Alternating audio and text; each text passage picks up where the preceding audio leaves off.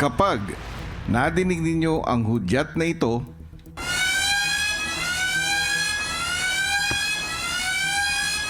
muli kong ipapakita ang kodigo sa plasma, pero sa limitadong oras lamang.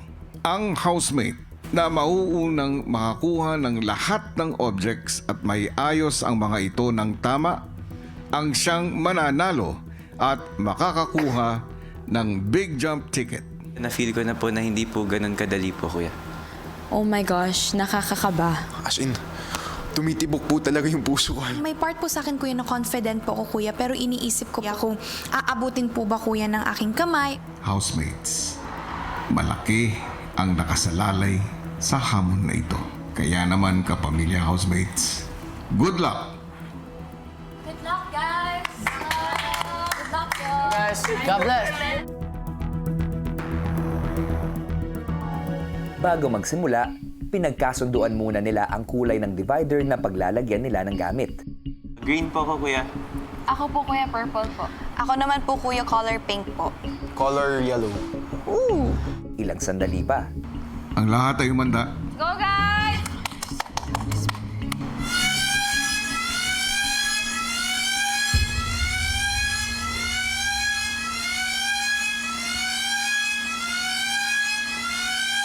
Minaximize ko po yung time na titigan po talaga ng mabuti po, kuya, yung plasma po. And itatak po sa utak ko po kung ano po yung mga nakita ko. Malayo po talaga yung plasma. Hindi ko po talaga makita ng maayos yung mga bagay. Ano ba yun? Lemon or orange or yellow ball or... Ano yan? Apple. Hindi ko kita. Oh.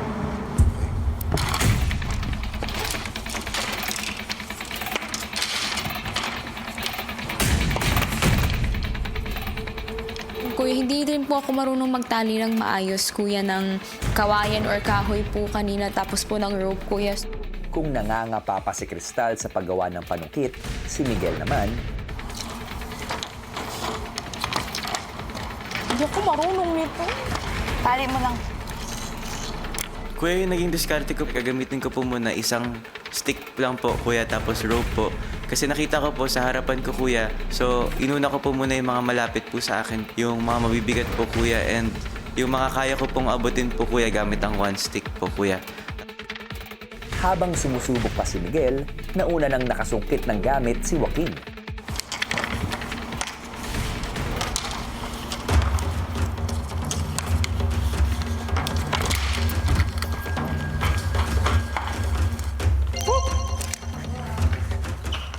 Si Carmel, pinili namang mas bigyan ng oras muna ang ginagawang panungkit.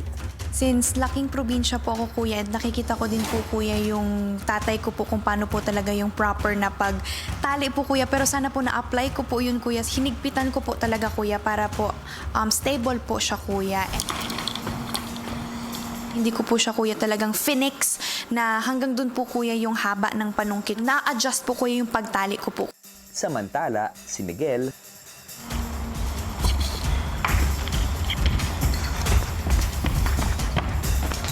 Agad ko pong nilagay po dun sa mga shelves po, kuya, kasi alam ko na po yung numbers, kuya.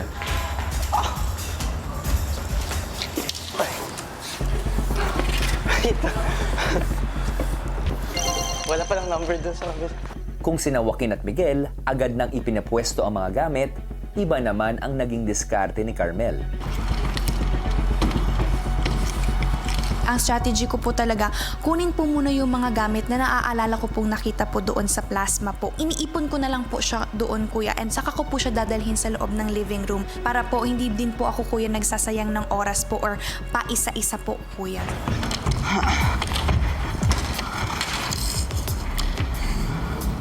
Nahihirapan pa ako kumuha ng objects kasi, kuya, sobrang mangawit niya. Nakakainis siya, kuya, pag, for example, ito yung hook, kuya, tapos gaganon, parang mawawala, kuya, or malalaglag.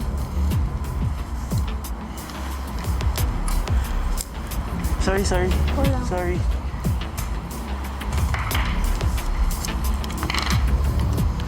Matapos makapagpwesto ng ilan pang gamit, sa mga sumunod nilang subok, sina Miguel at Joaquin, inipon na lang din muna ang mga nasusungkit na gamit.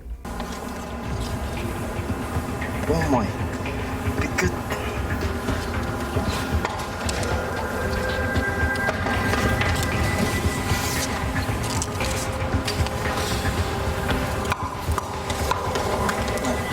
maya-maya.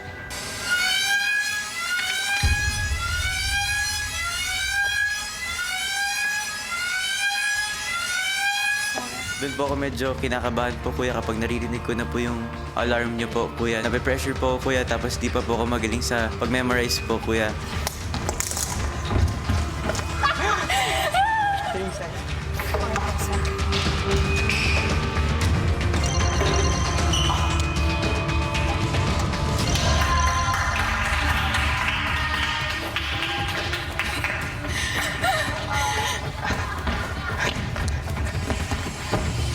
Sinong kapamilya housemate nga kaya ang susunod na makakakuha ng big ticket to the big jump?